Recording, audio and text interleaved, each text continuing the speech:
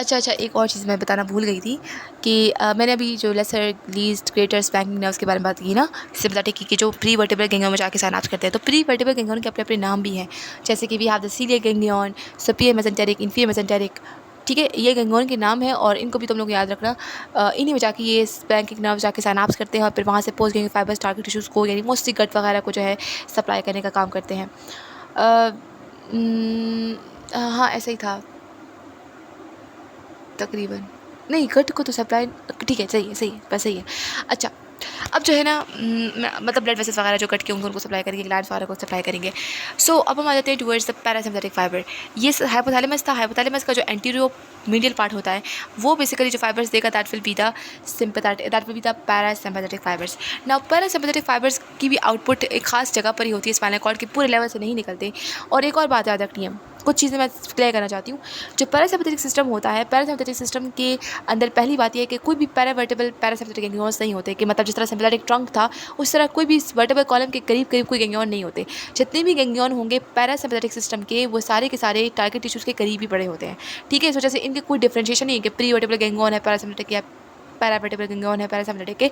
वो सिर्फ और सिर्फ सिम्पैथेटिक सिस्टम के लिए होता है, क्योंकि सिम्पैथेटिक सिस्टम के अंदर कुछ एक तो सिम्पैथेटिक ट्रंक था जो वर्टिब्रल कॉलम के करीब करीब प्रेजेंट था, और दूसरा जो है we were having the ganglion जो कि टारगेट टिश्यूज़ के करीब प्रेजेंट थे। दैट इज़ वाई हमने उनको प्री और पैरावर्टिब्रल गैंग्लियन कहा था। लेकिन क्योंकि क्योंकि पैरासिम्पैथेटिक सिस्टम के अंदर कोई भी गैंग्लियन जो है वर्टिब्रल कॉलम के करीब नहीं होते, सिर्फ और सिर्फ जो टारगेट टिश्यू होगा उसी के करीब गैंग्लियन पड़ा होता है। दैट इज़ वाई इसके लिए कोई डिफरेंट टर्म नहीं है, बस उसको हम उसका गैंग्लियन ही कहेंगे, parasympathetic ganglion, right. That is the first difference you have to remember. Second चीज़ ये है ना कि जो पैरासिम्पैथेटिक सिस्टम होता है उसकी जो आउटपुट होता है that is going to be from the cranial nerves. देखो, क्रेनियल नर्व्स में से कोई भी सिम्पैथेटिक नहीं था। क्रेनियल नर्व्स हमेशा पैरासिम्पैथेटिक सिस्टम का आउटपुट देते हैं। और इसके अलावा स्पाइनल कॉर्ड के लेवल पर सैक्रल 2, सैक्रल 3, सैक्रल 4 जो सेगमेंट्स हैं उनसे जो निकलेंगे fibres they will be parasympathetic in nature. मुझे उम्मीद है कि तुम लोगों को समझ आ गया होगा कि मैं क्या बताना चाह रही हूँ। तो ये वाली आउटपुट याद रखना है। जिस तरह से सिम्पैथेटिक का सिस्टम यानी सिम्पैथेटिक के जो फाइबर्स होते थे उनका ओरिजिन होता था T1 से लेकर L2 तक लेवल तक का, इसी तरह से जो पैरासिम्पैथेटिक है उसका क्रेनियल फाइबर से होता है और सैक्रल से, इस वजह से इसको हम क्रेनियो सैक्रल आउटफ्लो भी कहते हैं। और इन सब के जो इन फाइबर्स के निकलना, ये सारे के सारे जाते हैं टारगेट टिश्यूज़ के करीब, वहाँ पर इनके गैंग्लियंस पड़े होते हैं, वहाँ पे साइनैप्स करते हैं, वहाँ से पोस्ट गैंग्लियन फाइबर्स निकलते हैं और वो फिर अपने टारगेट टिश्यूज़ को इनर्वेट करते हैं। तुम लोग खुद सोचो कि क्योंकि इनके जो गैंग्लियंस होते हैं वो बेसिकली किसके करीब होते हैं, टू द टारगेट टिश्यूज़ के करीब होते हैं। That is why they are called as the इनके जो प्री गैंग्लियन फाइबर्स होंगे वो लंबे होंगे और पोस्ट गैंग्लियन फाइबर्स इनके छोटे होंगे। अब हम आ जाते हैं towards the target. So this was the hypothalamus. Hypothalamus से फाइबर्स निकलेंगे, स्पाइनल कॉर्ड के लेवल पे नीचे जाएंगे। I am sorry, not spinal cord, पहले स्पाइनल कॉर्ड की बात नहीं करें, हम पहले के नर्व्स की बात करते हैं। ये हेड पोन्स है, मेडुला है, सेरिबेलम है, जो भी है ना।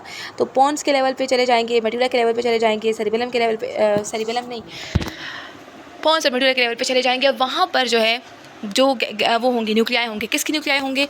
क्योंकि हमें मालूम है कि C3 और C4 जो न्यूक्लियाई होते हैं, के नंबर 3 और के नंबर 4, C3 क्यों कह रही हूँ मैं, अच्छा के नंबर 3 और के नंबर 4, ये कहाँ पे प्रेजेंट होते हैं? मेडुला नहीं, मिड ब्रेन के लेवल पे प्रेजेंट होते हैं। तो मिड ब्रेन के लेवल पे कुछ फाइबर्स आएंगे, उन्हीं न्यूक्लियाई में जाके साइनैप्स कर जाएंगे, राइट। और फिर वहाँ से जो है उनके साथ फाइबर्स निकलेंगे। ये वाले याद रखना है, they are not ganglion, these are nuclei. जब गैंग्लियन में जाके साइनैप्स करेंगे तब हम कहेंगे कि प्री या पोस्ट गैंग्लियनिक है, राइट। तो यहाँ से फाइबर्स निकलेंगे as a pre ganglionic fibres, और फिर ये चले जाते हैं और अपने गैंग्लियन में टारगेट टिश्यू के करीब गैंग्लियन में साइनैप्स करेंगे, और फिर वहाँ से जो फाइबर्स निकलेंगे पोस्ट गैंग्लियनिक होंगे और वो अपनी पर्टिकुलर टारगेट टिश्यू को इनर्वेट करेंगे। अब ये तो फर्स्ट चीज़ हो गई। इसी तरह से फिर कुछ फाइबर्स होंगे वो पोन्स मेडुला के लेवल पे जो न्यूक्लियाई होंगे, जैसे आई गेस मेडुला के लेवल पे और पोन्स के लेवल पे C7। अच्छा, पहले मैं ये बता दूं कि कौन कौन से के नर्व जो है ना वो बेसिकली पैरासिम्पैथेटिक होते हैं। तो थर्ड वाला हो गया, 7th, 9th और 10th। ये जो चार है ना, 3, 7, 9, 10, ये ही सिर्फ और सिर्फ वो न्यूक्लियाई हैं जो कि पैरासिम्पैथेटिक फाइबर्स को अलाउ करते हैं और इन्हीं से पैरासिम्पैथेटिक आउटपुट निकलता है, ठीक है, और किसी से नहीं निकलता। सिमिलरली सैक्रल लेवल पे ये फाइबर्स नीचे जाएंगे स्पाइनल कॉर्ड के। स्पाइनल कॉर्ड में S2, S3, S4 में लैटरल हॉर्न होता है, वहाँ पर साइनैप्स करेंगे सेल बॉडीज़ के साथ और फिर वहाँ से बाहर निकलेंगे as a pre ganglionic fibres, ठीक है। Alright, so first of all हम बात कर लेते हैं मिड ब्रेन के लेवल पे। तो ये मिड ब्रेन है, मिड ब्रेन के लेवल पे वी हैव द C3 का न्यूक्लियाई होता है और C4 होता है। के नर्व नंबर 3 है, के नंबर 4। तो जो के नर्व नंबर 3 है वहाँ पर आया, के नर्व नंबर 3 के करीब एक्चुअल में अपना एक पैरासिम्पथेटिक कह सकते हैं सेल बॉडी होती है, न्यूक्लिया होता है, जो हम कहते हैं एडेंजर वेस्टफॉल न्यूक्लिया। तो उसके पास आ जाते हैं वो फाइबर्स हाइपोथैलेमस से, और फिर वहाँ से ये C3 के फाइबर्स, C3 के नर्व के साथ साथ ये पैरासिम्पथेटिक फाइबर्स बाहर निकलेंगे, ठीक है। फिर यहाँ पर आई ऑर्बिट होता है, ऑर्बिट के करीब देयर इज़ अ गैंग्लियन जिसको हम सीलियरी गैंग्लियन कहते हैं। उधर आकर ये साइनाप्स करते हैं और यहाँ से पोस्ट गैंग्लियनिक फाइबर्स निकलते हैं, जो कि फिर आई के सीलियरी मसल को, सीलियरिस मसल को और स्पिंचर पिपलाई को सप्लाई करते हैं। क्योंकि पैरासिम्पथेटिक फाइबर्स एक्चुअल में उसके दो काम होते हैं। अगर हम आई की बात करें, जब हम रेस्ट और डाइजेस्ट सिस्टम में होते हैं तो हमारे प्यूपल कंस्ट्रक्टेड होते हैं, राइट। और इसके अलावा जो है हम बहुत करीब की चीज़ें देख रहे होते हैं, मतलब ज़्यादा दूर चीज़ें नहीं देखते, हम अकोमोडेट करते हैं towards the near vision, right. तो दैट इज़ वाई सीलियरिस कंस्ट्रक्ट करेगा पैरासिम्पथेटिक सप्लाई की वजह से, और उसके नतीजे में जो हमारा जो लेंस होगा वो ग्लोब्यूलर हो जाता है और हमें करीब की चीज़ें नज़र आती हैं ज़्यादा अच्छे से। एंड सेकेंड चीज़ ये है कि स्पिंचर पिपलाई की कंस्ट्रक्शन की वजह से पिपल कंस्ट्रक्ट रहेगा, तो हमें क्लियर विजन नज़र आएगी। तो मतलब ये सिंपल सी बात है कि पैरासिम्पथेटिक सिस्टम का मेन काम ये होता है कि it's like a rest and digest system. तो पीपल कंसंट्रेटेड रहता है और हम करीब की चीज़ देखते हैं, हमें दूर की चीज़ देखने की ज़रूरत नहीं है, ज़्यादा खतरा नहीं है ना, दैट्स वाई। तो उसी गैंग्लियन इसका होगा। फिर उसके बाद जो फोर्थ तो होता ही नहीं है, फोर्थ तो है नहीं, 3 के बाद आ जाता है 7। अच्छा 7 के लेवल पे, अच्छा अब देखें ये बात समझ आ गई होगी आई होप। उसके बाद आ जाता है 7th, हाइपोथैलेमस से फाइबर्स नीचे आएंगे। अब 7th ऐसा नहीं होता, मेरी बात एक और बात क्लियर कर लूँ मैं। 7th नर्व में जाकर, असल में बात ये है ना, हाउ आई शुड एक्सप्लेन, कैसे एक्सप्लेन करूँ। क्रियल नर्व का मतलब ये है कि जब के नर्व के साथ सिम्पथेटिक पैरासिम्पथेटिक फाइबर्स जा रहे होते हैं, इसका मतलब ये नहीं होता कि क्रियल नर्व के जो न्यूक्लियाई हैं उन्हीं पर आकर हाइपोथैलेमस से फाइबर साइनाप्स कर रहे हैं, ऐसा नहीं है। वो उनके साथ जा रहे होते हैं बस। उस फाइबर यानी इट्स जस्ट लाइक एक बड़ा सा पानी का पाइप होता है ना, उस पाइप के अंदर आप डिफरेंट कलर्स डाल दो, रेड स्ट्रॉ भी डाल दो, ब्लू, एग्जांपल दे रही हूँ, जस्ट लाइक रेड स्ट्रॉ भी है, ब्लू स्ट्रॉ भी है। रेड स्ट्रॉ लेट से उसी वही फाइबर है, like for example red straw जो है वो वही क्रेनियल नर्व है, और ब्लू आपने उसके साथ पैरासिम्पथेटिक फाइबर डाल दिया। यही बात है यहाँ पर कि ये जो थर्ड वाला क्रियल नर्व, इसके साथ पैरासिम्पथेटिक फाइबर भी जा रहे होते हैं, जो कि सीलियरी गैंग्लियन में साइनाप्स करेंगे और वहाँ से फिर पोस्ट गैंग्लियन फाइबर्स निकलेंगे, जो कि आई के मसल्स को सप्लाई, आई के जो इंटरनल मसल्स होते हैं, स्पिंचर पिपलाई एंड सीलियरिस को सप्लाई करते हैं। सेकेंड आ जाता है 7th नर्व। जो 7th नर्व होता है, 7th नर्व में भी क्या है, पैरासिम्पथेटिक फाइबर्स जाएंगे। होता क्या है, हाइपोथैलेमस से फाइबर्स नीचे आते हैं, यहाँ पर मेडुला के लेवल पे और पोन्स के लेवल पे, मेडुला और पोन्स के लेवल पे दो सेल बॉडीज़ प्रेजेंट होती हैं, दो न्यूक्लियाई प्रेजेंट होते हैं। एक को हम कहते हैं सुपीरियर सैलावेटरी न्यूक्लियाई और दूसरा होता है इन्फीरियर सैलावेटरी न्यूक्लियस, ठीक है।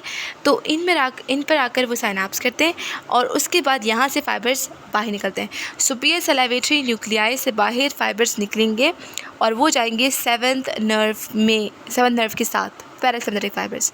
तो 7th नर्व के साथ वो पैरासिम्पथेटिक फाइबर्स जाएंगे और फिर मैंडिबुलर गैंग्लियन में साइनाप्स करेंगे, सब मैंडिबुलर गैंग्लियन में, और फिर वहाँ से प्री गैंग्लियनिक फाइबर्स जाते हैं टू मैंडिबुलर ग्लैंड और सबलिंगुअल ग्लैंड में, सब मैंडिबुलर ग्लैंड सबलिंगुअल ग्लैंड में, ताकि सिक्रीशंस का काम कर सकें। फर्दर मोर यही 7th नर्व से फाइबर्स जाते हैं टुवर्ड्स द टेरिकोपेलेटाइन गैंग्लियन, और फिर वहाँ से फाइबर्स जाएंगे टुवर्ड्स द लैक्रिमल ग्लैंड और फिर टीयर्स की फॉर्मेशन में हेल्प करते हैं। मतलब ये है कि 7th नर्व जो होता है, जो पैरासिम्पथेटिक फाइबर्स देता है, वो दो गैंग्लियन को दे रहा है। एक वो दे रहा है to the submandibular ganglion और एक जो है वो देता है toward the lacrimal ganglion, pterygopalatine ganglion. Pterygopalatine ganglion के बाद से जो पोस्ट के फाइबर्स निकलते हैं वो लैक्रिमल ग्लैंड यानी कि हमारे टीयर्स के ग्लैंड को जाके सप्लाई करते हैं, और जो से सब मैंडिबुलर ग्लैंड से निकलते हैं वो सबलिंगुअल और सब मैंडिबुलर ग्लैंड को सप्लाई करते हैं सलाइवेशन के लिए। फिर आ जाता है इन्फीरियर सैलावेटरी न्यूक्लियस। जो हाइपोथैलेमस से फाइबर्स आते हैं वो इस वाले इन्फीरियर सैलावेटरी न्यूक्लियस में जाकर साइनाप्स कर गए, यहाँ से फाइबर्स निकलते हैं और ये क्रेनियल नर्व नंबर 9 यानी कि ग्लोसोफेरेंजियल नर्व के साथ जाएंगे ओटिक गैंग्लियन के पास, ठीक है, हाँ ओटिक गैंग्लियन के पास, ओटिक गैंग्लियन के पास जाएंगे, वहाँ पर साइनाप्स करेंगे। फिर ओटिक गैंग्लियन से फाइबर्स जाएंगे post ganglionic fibres to the parotid gland और वो भी सलाइवेशन में हेल्प करते हैं। मैं एक बार फिर तुम लोग को बताती हूँ। देखो जो एडेंजर वेस्टफॉल न्यूक्लियस था, पैरासिम्पथेटिक फाइबर्स हाइपोथैलेमस से आए, एडेंजर वेस्टफॉल न्यूक्लियस में आके साइनाप्स करते हैं। फिर इससे जो फाइबर्स निकलते हैं यानी कि प्री गैंग्लियोनिक फाइबर्स, वो क्रियन नर्व नंबर 3 के साथ जाएंगे towards the otic ganglion ciliary ganglion, और वहाँ से फिर इसके पोस्ट गैंग्लियन फाइबर्स आई को सप्लाई करते हैं। फर्स्ट। सेकंड क्या है? सुपीरियर सलाइवेटरी न्यूक्लियाई और इन्फीरियर सलाइवेटरी न्यूक्लियाई। हाइपोथैलेमस से पैरासिम्पथेटिक फाइबर्स आते हैं और इन पर साइनाप्स करते हैं, राइट। यहाँ से प्री गैंग्लियोनिक फाइबर्स निकलते हैं। जो सुपीरियर न्यूक्लियाई से फाइबर्स निकलेंगे वो 7th नर्व के साथ जाएंगे और 2 तरह के गैंग्लियन के पास जाते हैं।